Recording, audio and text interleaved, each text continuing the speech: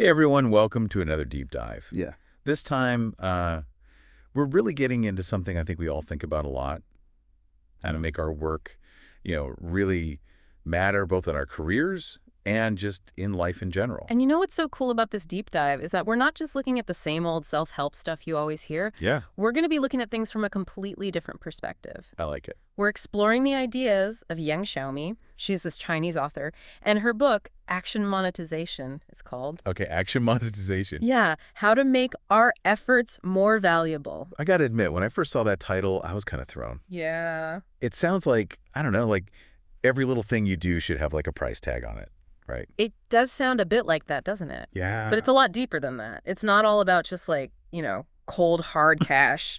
Though, obviously having your finances in order is a part of it. What Yang Xiaomi is really focused on is how our mindset, our skills, and even just like who we know can shape both a satisfying life and a successful career. And she really just jumps right in with the hard-hitting questions, too. Should we pack up and move to the big city? How do we actually find mentors?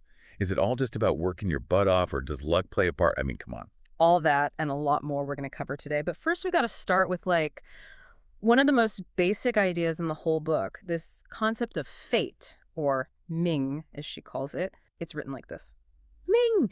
Okay, so I hear fate, and I immediately think, like, it's destined, right? Like, it's written in the stars, there's nothing I can do about it. Is that kind of what she's saying here? Not exactly. It's more complex than that.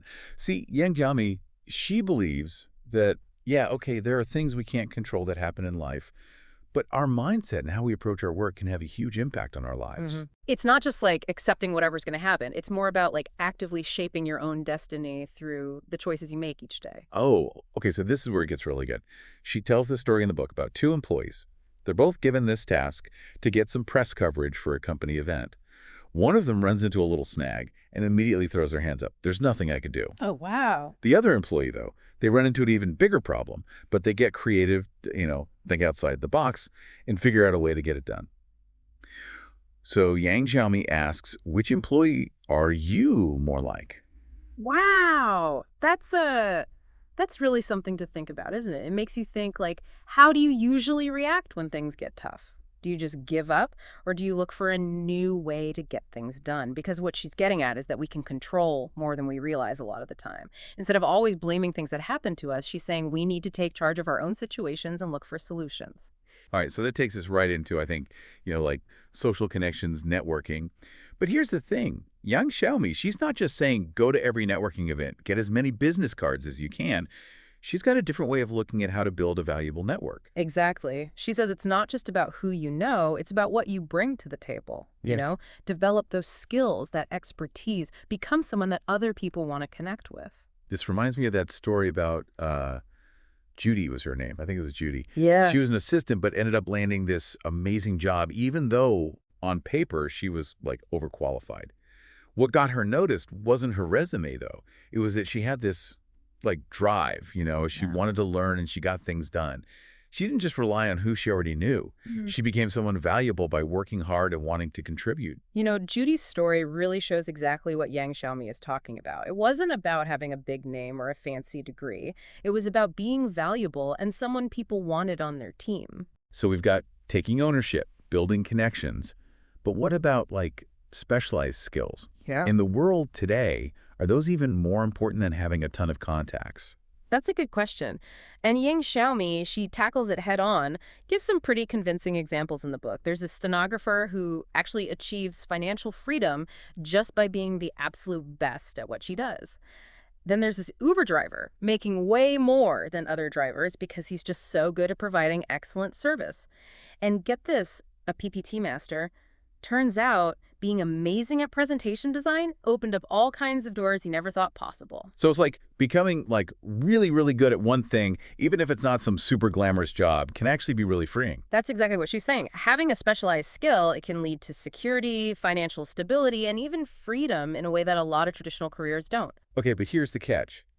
Even when we have those valuable skills, we sometimes fall into this trap of like not believing in ourselves enough. I keep thinking about that story in the book about the woman who offered to do translations for free, ended up totally swamped with requests. Yeah, she really burned herself out. It happens a lot, right? Totally.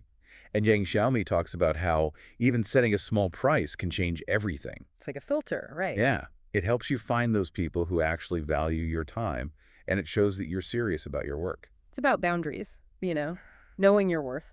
So let's take a pause here and think about this for a second. Have you been selling yourself short? Are you giving away your time and energy when you could be creating something more sustainable? We tend to undervalue the skills we've built through experience, especially when they didn't come from some formal education. Right, right. But that doesn't mean they're not valuable. Okay, so speaking of valuable guidance, let's talk mentors. Where do you even find them? How do you get them to take you seriously? I love what Yang Shami says about mentors because it's not about going out and finding some super successful CEO. Right. She focuses on those mentors who are often right there with us, but we don't even realize it. Teachers, friends, family, even people you used to work with. Yeah, and she shares some amazing stories about her own mentors. Hmm. The math teacher who got her excited about the subject, a friend who introduced her to all these incredible books. Even her college roommate gave her guidance and support. None of them were famous or anything, but they had such an impact on her. It's so powerful. It shows that great mentors can come from anywhere and that there's probably more support around us than we realize. We Yeah. just have to be open to it. So think about it for a minute. Who are the mentors in your life that you might be overlooking? Who Uh-huh. could you learn from right now, wherever you are? It could be a professor you had, someone from an old job, even a family friend who knows a lot about something you're interested in. The key is to see the value they offer and be willing to ask for their guidance. All right, so we've covered fate, networking, skills, knowing your worth, finding mentors. But there's this other big question that Yang Xiaomi tackles that I think we've all wrestled with. Hmm? Where should you actually live to build your life? Oh, yeah. The big city versus hometown debate. A classic. Ah, I bet everyone listening has thought about this at some point. Yang Xiaomi doesn't give you a straight answer, but she does lay out the good and the bad of each. yeah. Helps you figure out which environment would be best for your own growth and happiness. Exactly. Big cities, they've got tons of opportunities, everything moves fast, and you can even feel a little anonymous, which some people actually like. Mm-hmm. But hometowns, they offer that sense of comfort, stability, and things are usually more affordable. It all comes down to what you value and what's most important to you. It's all about knowing yourself and building an environment that supports you being you. And Yang Xiaomi, she doesn't just talk about this stuff, she actually lived it. She moved to Shanghai and talks about both the difficulties and the rewards of starting fresh in a new place. Yeah, it's a good reminder that there's not like one right answer when it comes to where to live. What works for one person might not work for someone else at all. It depends on your goals, your values, even just like your personality. Yeah, totally. Some people just thrive in that big city energy. Right. Others, they need that smaller, more tight-knit community to feel really happy. It's about knowing yourself and creating a space where you can be you. And that actually leads right into another big idea in Yang Xiaomi's book, being your true self. She's really against trying to be someone you're not, whether it's a job, a way of life, even just where you choose to live. It's all about knowing what your strengths are, using those natural talents, and creating a life that really reflects who you are deep down. And she even tells these stories about people who found success by totally breaking the rules and doing things their own way. Oh man, that's so inspiring. It's like we don't have to follow some pre-written script for our lives. Right. We get to write our own stories. And sometimes those less traveled paths are actually the ones that lead to the best places. Exactly. And to really make the most of those unique paths, Yang Xiaomi talks about strategic thinking and planning for the long haul.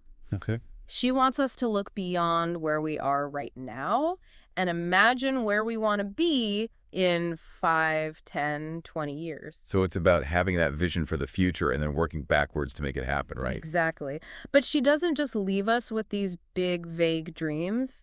Yang Xiaomi, she actually gives real practical advice for taking those huge long-term goals and breaking them down into smaller, manageable steps that you can do like one at a time. So it's less overwhelming, like a roadmap. Yeah, like a roadmap. And she also says you don't have to start from nothing. Right. We need to recognize what we already have, whether it's money, skills, experiences, the connections we've already made. It's about maximizing what you've got while working towards what you want to have. Exactly. A little creativity and resourcefulness can go a long way. Okay, so here's something I think a lot of people will relate to. Yang Xiaomi talks about asking for help. And let's be real, that can be really tough for some people. Especially in cultures where you're supposed to be like self-reliant and do everything yourself. Right. asking for help almost feels like you're weak, but Yang Xiaomi completely changes that narrative. Yeah, she says it actually shows strength and self-awareness when you ask for help. Mm, It means you're willing to learn from other people and that you don't have to have all the answers yourself. And she even gives tips on how to ask for help the right way. really? Yeah, like be specific about what you need, offer something in return if you can, and show that you're genuinely grateful for the help. So it's about like collaborating and making it beneficial for both people, not just taking. Exactly. We're all connected, and when we ask for support, it can actually help us reach our goals and even build stronger relationships at the same time. That's cool. So think about it. What's one thing in your life or your career where asking for help could make a difference? Hmm. It doesn't have to be something huge. It could be just reaching out to someone for advice, asking for a recommendation, or even telling someone you trust about something you're struggling with. Sometimes just saying you need help is the first step to finding a solution. Now, we've talked a lot about working hard, thinking strategically, building that network. Mm-hmm. But Yang Xiaomi, she's also real about the fact that luck can be a part of success too, but maybe not in the way we usually think of it. Yeah, it's not like just sitting back and hoping for the best. Right. Yang Xiaomi believes we can actually increase our chances of getting lucky by doing certain things. So it's like the more you put yourself out there, Yeah, the more likely you are to stumble upon those lucky breaks, those chances that open doors you didn't even know existed. exactly. She says we create our own luck by having a good attitude, being open to new things, and staying curious about the world. It's like saying yes to opportunities, even if they seem a little scary, and exploring different paths without being laser focused on one specific outcome. Because you never know, the best opportunities often show up when you least expect them.